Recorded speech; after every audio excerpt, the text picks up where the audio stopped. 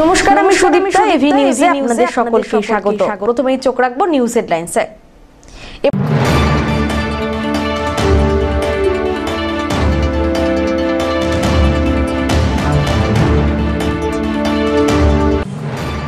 সেবক গুলমার পথে বড়সড় দুর্ঘটনা থেকে রেহাই, চালক ও সহকারী চালকের তৎপরতায় প্রাণে বাঁচল 3টি হাতি।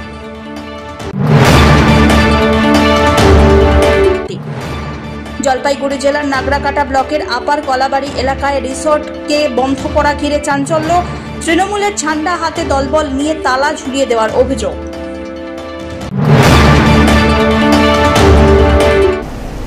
নমস্কার, আমি সুদীপ্তা। এভি নিউজে আপনাদের সকলকে স্বাগত। এবার আসছে বিস্তারিত সংবাদ। কখনো জঙ্গল পেরিয়ে রেল লাইন ধরে আসার সময় ঘটে যায় দুর্ঘটনা। এর আগেও বারবার রেলের চাকার গতির বলি হয়েছে হাতি। তবে এবার চালক এবং সহকারী চালকের তৎপরতায় রেহাই পেল রেল লাইনে উঠে পড়া তিনটি হাতি। রেল সূত্রে খবর, 15648 ডাউন ইন্টারসিটি এক্সপ্রেস সেবক গুলমা পেরোনোর সময় হঠাৎ করে লোকো পাইলটের নজরে আসে 3টি হাতি।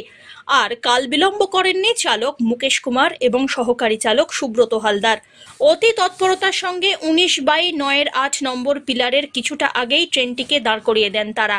খানিকটা নিজের এবং ট্রেনের যাত্রীদের জীবনের ঝুঁকি নিয়েই এই কাজ করেন তারা। ট্রেন থমকে গিয়েছে। অবলীলায় ট্রেন লাইন পার করে হাতির দল। তারপরে ট্রেন তার গন্তব্যের দিকে রওনা দেন। তবে এই দিন 2 রেলের চালকের মহানুভাবতার জেরে প্রাণ বাঁচল 3টি হাতির। প্রশংসায় পঞ্চমুখ বন দপ্তর থেকে সাধারণ মানুষদের।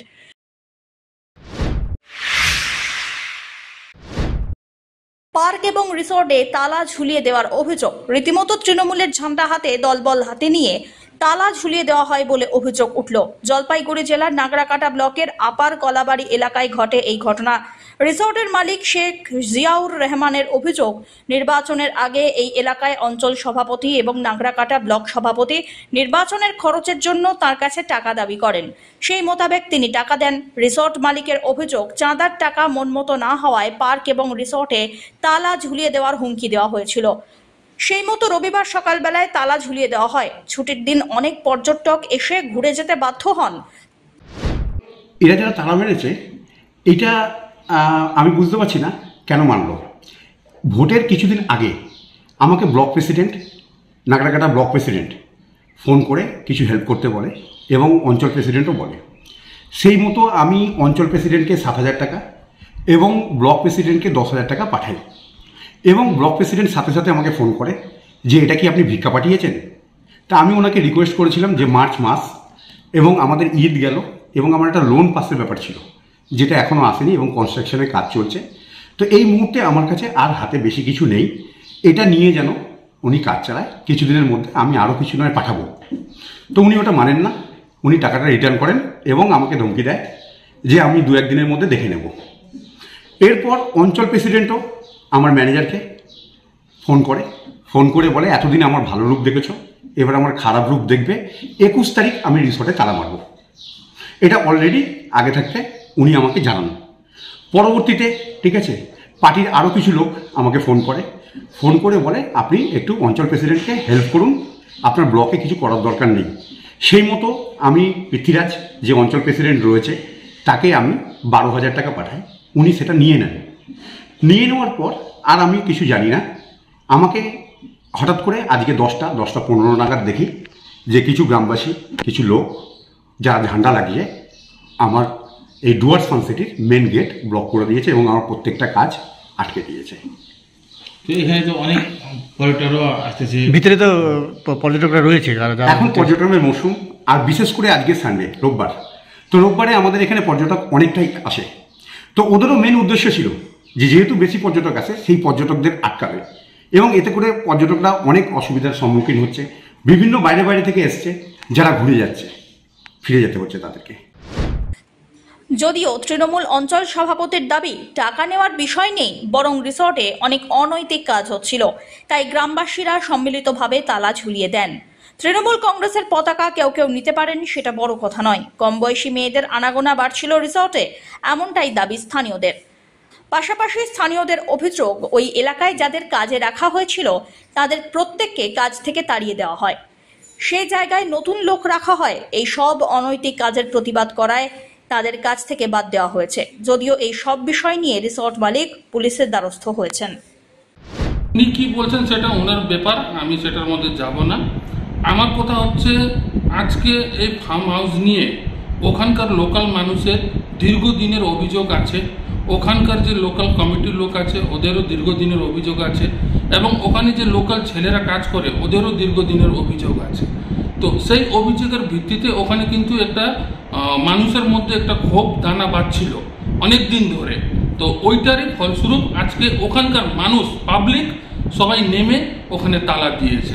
তার কারণটা হচ্ছে যে আজকে ওখানে যে কমিটি আছে, কমিটির সঙ্গে ওই রহমান ফার্ম হাউসের মালিকের একটা তালমেল হয়ে এতদিন ধরে কাজ হচ্ছিল। 2-3 মাস আগে রহমান ফার্ম হাউসের মালিক কমিটিকে ডিজলভ করে দিয়েছে। কমিটির কোনো লোকাল মানুষের কোনো কথা শোনা হয় না, কমিটির কোনো কথা শোনা হয় না। ওখানে যে লোকাল ছেলেরা কাজ করে, আমাদের ওখানকার লোকাল ছেলেরা যে কাজ করে, ওদেরকে যখন কাজে নেওয়া হয়েছিল তা ওদেরকে বলা হয়েছিল যে আপনাদের পিএফ থেকে শুরু করে আরও বিভিন্ন যে সুযোগ সুবিধা আছে সেগুলো দেওয়া হবে। কিন্তু আজকে দীর্ঘ অনেক মাস হয় কাজ করার পরেও কিন্তু ওদের কোনো পিএফ বা অন্যান্য যে সুযোগ সুবিধা সেগুলো দেওয়া হচ্ছে না। আর ওখানকারই মানুষের যে অভিযোগ যে ওই রিসোর্টে নাকি আরো অনৈতিক কাজকর্মগুলাও হয়, ওইটার জন্য গ্রামেরও পরিবেশ নষ্ট হচ্ছে।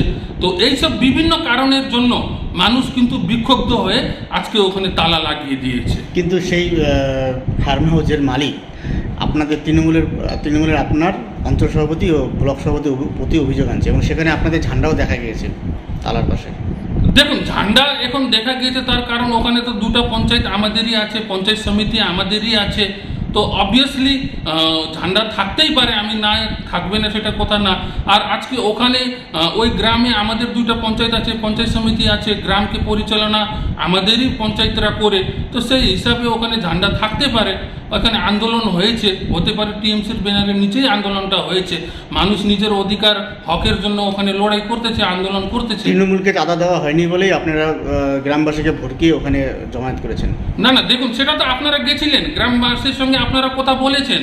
গ্রামবাসীর কি ওইটা অভিযোগ ছিল যে টিএমসিকে চাঁদা দেওয়া হয়নি বলে আজকে তালাটা লাগানো হয়েছিল? আপনারা তো গেছিলেন, গ্রামবাসীর সঙ্গে কথা বলেছেন, গ্রামবাসীর সঙ্গে তো আপনারা শুনলেন যে ওখানকার অভিযোগ, ওখানকার যে সমস্যাগুলো আপনারা শুনে আসলেন। কি এটার কি কোনো প্রমাণ আছে যে আমরা চাঁদা চাইছিলাম দেয় নেই বলে আমরা তালা লাগিয়ে দিয়েছি? মালিকের বক্তব্যে 1 দফায় টাকা দেওয়া হয়েছে, সেই টাকা আপনাদের পোষায়নি। দেখেন, সেটা কাকে দিয়েছে কি দিয়েছে সেটা আমি বলতে পারবো না। আপনার নাম দিয়েছে তো উনি একটা প্রমাণ দেখাও যে আমাকে টাকা দিয়েছিল, আমি নিই নাই, ফেরত দিচ্ছি, সেটা তো প্রমাণ দিতে হবে না। আমি মুখ দিয়ে একটা কথা কারোর বিরুদ্ধে বলে দিলাম সেটাই সত্যি হবে, এটা তো না।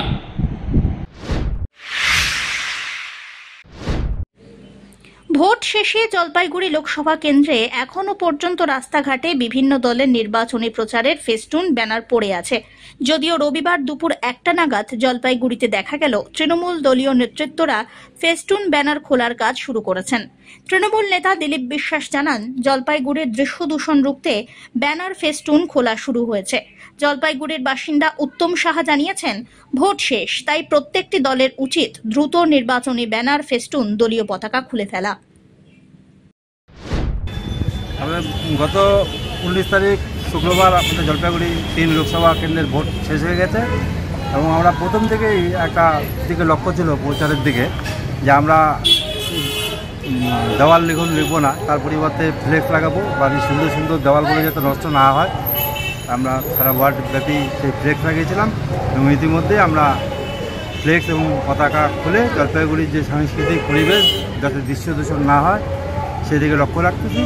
এবং আমরা পাশাপাশি অন্যান্য রাজনৈতিক দলের কাছেও অনুরোধ জানাচ্ছি যে তারা অবিলম্বে যাতে জলপাইগুড়ি সারা শহরে ফ্ল্যাগ ফেস্টুন সব খুলে দিয়ে এবং দেওয়াল লিখন মুছে দিয়ে তাদের পরিবেশকে সুস্থ রাখে এবং দৃশ্য দূষণের হাত থেকে জলপাইগুড়িকে মুক্ত রাখে। রাজনৈতিক দলগুলোর এই যে ফ্ল্যাগ ফেস্টুন চারিদিকে দৃশ্য দূষণে অনেকে উদ্যোগ নিয়েছে, তৃণমূল ইতিমধ্যে খোলা শুরু করেছে, কি বলবেন এই বিষয়ে? আমি বলবো যে এখন প্রত্যেকটি রাজনৈতিক দলেরই উচিত কর্মীদের ফ্ল্যাগ ফেস্টুনগুলো খুলে নিয়ে পরিষ্কার পরিচ্ছন্ন স্বচ্ছভাবে শহরকে রাখা। হ্যাঁ, তাতে শহর সুন্দর থাকবে, দৃশ্য দূষণ থেকেও মুক্ত থাকবে, দুর্ঘটনাও এড়ানো যাবে।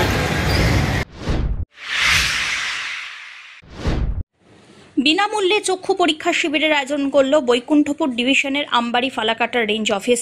বৈকুণ্ঠপুর ডিভিশনের আমবাড়ি ফালাকাটা রেঞ্জ অফিসের তত্ত্বাবধানে শিলিগুড়ি গ্রেটার লায়ন্স আই হসপিটালের সহযোগিতায় এক বিনামূল্যে চক্ষু পরীক্ষা শিবিরের আয়োজন করা হয়েছিল কুন্দর দিঘি বিট অফিসে রবিবার সকাল থেকে।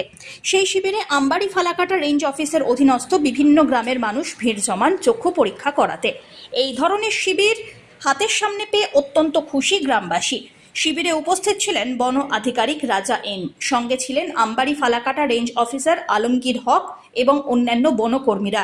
এ বিষয়ে গ্রামের মানুষ জানান, এই আমবাড়ি যে চক্ষু শিবিরে যে আয়োজন করেছে প্রভু, এখানে আসি আমাদের শিমলগুড়ি 8টা কমিটির, আমবাড়ি রেঞ্জের 8টা কমিটির তত্ত্বাবধানে। তো চক্ষু শিবিরে মোটামুটি ভালোই লোক হয়েছে। এর আগে অনেকদিন 20-25 বছর আগে হয়েছিল, আর এই প্রভুর উদ্যোগে আজকে হচ্ছে। তো মোটামুটি ভালোই লোক হচ্ছে। এখানে ভালোই উপকৃত। মোটামুটি লোকজন যে আসতেছে মোটামুটি 100-150 লোক হবে। মোটামুটি মাঝে মাঝে যদি এরকম হয় আমাদের 1 বছর 2 বছর পর পর, এটা ভালোই হয়। সুবিধা হলো গ্রামের গরিব মানুষের অনেক সুবিধা হলো। বললাম ছানি অপারেশনের তো ব্যবস্থা, হ্যাঁ ছানি অপারেশনের ব্যবস্থা করলো। বুধবার নিয়ে যাবে বিনা পয়সায়, স্বাস্থ্যসাথী এবং আধার কার্ড নিয়ে যেতে হবে, এটা বিনা পয়সায় করে দিবে। কতটা সুবিধা হয়। অন্যদিকে শিলিগুড়ি গ্রেটার লায়ন্স আই হসপিটালের পক্ষ থেকে জ্যোতির্ময় দত্ত কি বললেন শোনা যাক। সাধারণ মানুষ আমাদের ক্যাম্পের মাধ্যমে অনেক উপকৃত হয়। কারণ হচ্ছে আমাদের গ্রাম্য রুরাল এরিয়ার মানুষ সাধারণত চোখ সম্পর্কে অনেক কম সচেতন। তারা নিজেদের চোখের যে কোনো সমস্যা হলে নিজেরা ঘরোয়া পদ্ধতি এখনও অনুসরণ করেন। তাই আমরা বলবো যে যেহেতু আমাদের কাছেই চক্ষু পরীক্ষা চোখের হসপিটাল আছে, Siliguri greater Lions eye hospital শিলিগুড়িতে, করতোয়াতেও 2nd ইউনিট আছে। তো নিজেরাই নিজেদের চিকিৎসা না করিয়ে চোখের যে কোনো রকম সমস্যা হলে আপনারা নিকটবর্তী হসপিটালে গিয়ে যোগাযোগ করবেন। এবং কেউ যদি ক্যাম্প করতে চায়, কোনো ক্লাব বা কোনো স্বেচ্ছাসেবী সংগঠন, তাহলে আমরা অবশ্যই ক্যাম্পের জন্য সাড়া দিব, আসবো। ছানি অপারেশনের একটা ব্যবস্থা রয়েছে মনে হয়। হ্যাঁ, আমাদের শিলিগুড়ি গ্রেটার লায়ন্স আই হসপিটালে ছানি এবং টেরিজিয়াম, যেটা চোখে মাংস বাড়া, সেরকম 80% সার্জারি আমরা ফ্রিতেই করে থাকি। আজকে যারা এখানে আসে, হ্যাঁ, তাদেরও আমরা একটা নির্দিষ্ট সময় দিয়ে দিব। সেই সময়ের মধ্যে আমাদের হসপিটাল থেকে গাড়ি এসে ওনাদেরকে নিয়ে যাবে এবং বিনা খরচে ওনাদেরকে চিকিৎসা করিয়ে আবার সার্জারি করিয়ে আবার এই স্থানেই ছেড়ে দিয়ে যাবে, এরকম সুবিধা। কারো যদি চশমার দরকার হয়, যদি কারো চশমার দরকার হয়, এই মুহূর্তে আমরা চশমা এখানে নিয়ে আসিনি আজকে। যদি আমাদের হসপিটালে যায় তাহলে তাদের জন্য একটা বিশেষ ডিসকাউন্টে চশমা দেওয়া হবে। এদিকে বন আধিকারিক কিছু না বললেও রেঞ্জ অফিসার আলমগীর হক জানালেন তার মনের কথা। আজকে এটা আমবাড়ি রেঞ্জের কুন্ডরদিঘি বিটে প্রোগ্রামটা হচ্ছে ফ্রি আই চেক আপ। মূলত শিলিগুড়ি গ্রেটার লায়ন্স হসপিটালের উদ্যোগে আমাদের সাথে ওনারা কাজ করলাম এখানে একসাথে।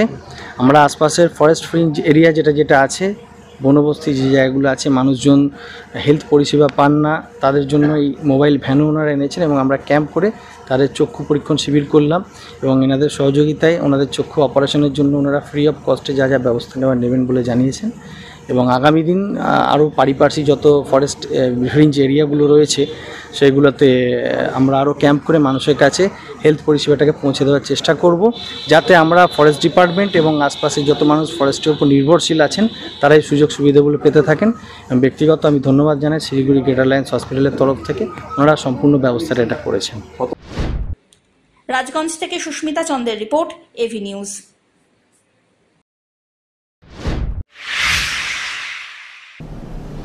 নিয়ে নিচ্ছে ছোট্ট একটি বিরতি, ফিরে আসছি বিরতির পর, সঙ্গে থাকুন। পশ্চিমবঙ্গ সরকার যুব কল্যাণ বিভাগের যৌথ উদ্যোগে আয়োজিত শতাধিক যুব কম্পিউটার প্রশিক্ষণ কেন্দ্রগুলির মধ্যে জলপাইগুড়ি সদর যুব কম্পিউটার প্রশিক্ষণ কেন্দ্র একটি। এখানে যুব কল্যাণ বিভাগের নির্ধারিত বিভিন্ন কোর্স রয়েছে, যেমন সিআইটিএ, ডিআইটিএ, সিএফএস, ডিএফএস, অটোক্যাড ইত্যাদি। মাধ্যমিক ও উচ্চ মাধ্যমিক পরীক্ষার্থীরা আবেদনযোগ্য। এখানে একজনকে একটি কম্পিউটারের সাহায্যে অভিজ্ঞ শিক্ষক দ্বারা প্রশিক্ষণ দেওয়া হয়। তাই দেরি না করে নিজের ভবিষ্যৎকে স্বনির্ভর করতে যোগাযোগ করুন শিল্প সমিতি পাড়া, নিয়ার বেগুনটারি, শহীদ লেন যুব কম্পিউটার প্রশিক্ষণ কেন্দ্রে। আরও বিস্তারিত জানতে দেখুন গভর্নমেন্ট ওয়েবসাইট www.wbyouthservice.government.in। হনুমান জন্ম জয়ন্তী উপলক্ষে আজ থেকে 24 তারিখ পর্যন্ত বিভিন্ন অনুষ্ঠানের আয়োজন করা হয়েছে সংকটমোচন হনুমান মন্দিরের তরফ থেকে। রবিবার এক বর্ণাঢ্য শোভাযাত্রার মাধ্যমে এর সূচনা করা হলো। সকালে কদমতলা শীত মন্দির প্রাঙ্গণ থেকে একটি শোভাযাত্রার আয়োজন করা হয়। কদমতলা বেগুনটারি দিনবাজার সমাজপাড়া থানা মোড় হয়ে ফের মন্দির প্রাঙ্গণে এসে শেষ হয় সেই শোভাযাত্রা। আগামী 24 এপ্রিল মহাপ্রসাদ বিতরণের মাধ্যমে এই অনুষ্ঠানের পরিসমাপ্তি ঘোষিত হবে। এই শোভাযাত্রায় মহিলারা স্বতঃস্ফূর্তভাবে অংশগ্রহণ করলেন। শোভাযাত্রার সামনে একাধিক ঢাকির আয়োজনও ছিল। কয়দিন থেকে কি হবে?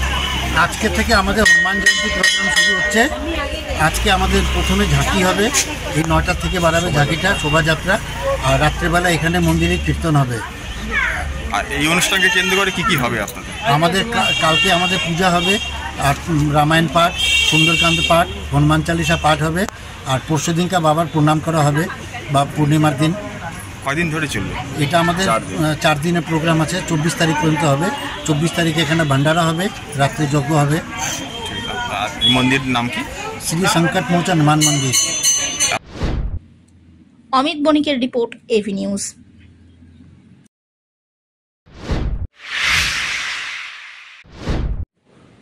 বার্ষিক অনুষ্ঠানকে কেন্দ্র করে বার্নিশের ঝড়ে ক্ষতিগ্রস্ত 300 পরিবারের হাতে 5,000 টাকা আর ত্রাণ সামগ্রী পৌঁছে দেবে ভারত সেবাশ্রম সংঘ। ভারত সেবাশ্রমের 48তম বার্ষিক উৎসব আগামী 26, 27 এবং 28 এপ্রিল হচ্ছে।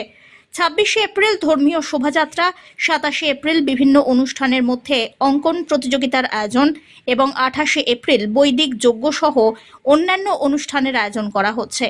এ বিষয়ে ভারত সেবাশ্রম সংঘের সম্পাদক বিশ্বপ্রেমানন্দজি মহারাজ জানিয়েছেন, ভারত সেবাশ্রমে বিভিন্ন অনুষ্ঠানের আয়োজন করা হবে।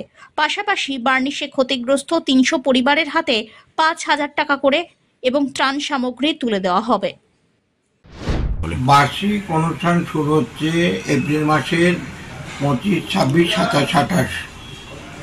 আচ্ছা, কি হচ্ছে? প্রতি বছর যেরকম হয়, 25 তারিখে দীক্ষা হবে, 26 তারিখে শোভাযাত্রা, আচার্য বরণ, 27 তারিখে এবারে স্কুলের 25 বছর, তাই বিশেষ প্রোগ্রাম, দুবেলা অঙ্গন, উলুধ্বনি, শঙ্করধ্বনি সব প্রতিযোগিতা, আলপনা প্রতিযোগিতা, আর 28 তারিখে যজ্ঞ। এবার ঝড়ে ক্ষতিগ্রস্তদের নানারকমভাবে সকলে আসছিল। আমি একটু অপেক্ষা করতেই আমাকে হলো, কারণ আমার প্রোগ্রাম এত ছিল। আগামী 23 তারিখে আমরা এই বার্নিশে সমস্ত জায়গায় ক্ষতি হয়েছে বেশি, সেখানে 300 পরিবারকে, প্রত্যেকটা পরিবারকে 5,000 টাকা আর 1,000 টাকার রেশন, চাল, ডাল, তেল, নুন, দুধ, চিনি, সয়াবিন, শুকনো লঙ্কা, 5 ফোড়ন, হলুদ গুঁড়ো, তেজপাতা, এই সব দেব। ধুতি, গামছা, মন্দিরে অনেক ধূপকাঠি পড়ে, ধূপকাঠি, এইসব দিয়ে আমরা 23 তারিখে ওখানে 300 পরিবারকে বিতরণ করব। অমিত বণিকের রিপোর্ট, এভি নিউজ।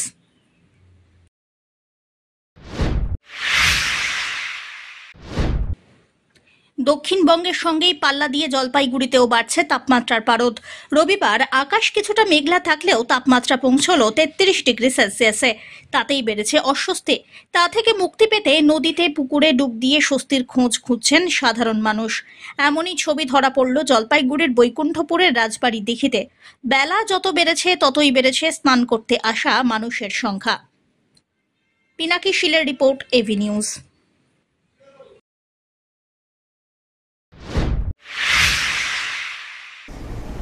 শেষ করবার আগে নিউজ হেডলাইন্স আরো একবার।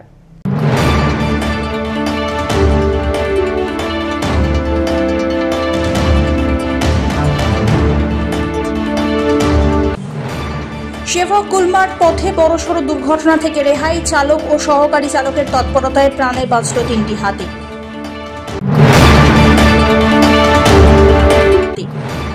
জলপাইগুড়ি জেলার নাগরাকাটা ব্লকের আপার কলাবাড়ি এলাকায় রিসোর্টকে বন্ধ করা ঘিরে চাঞ্চল্য।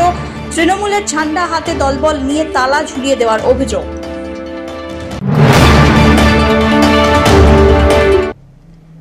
এখনকার মতো এভি নিউজে এ পর্যন্তই। পরবর্তীতে আসছি আরো সংবাদ নিয়ে, দেখতে থাকুন আমার বিশেষ। নমস্কার।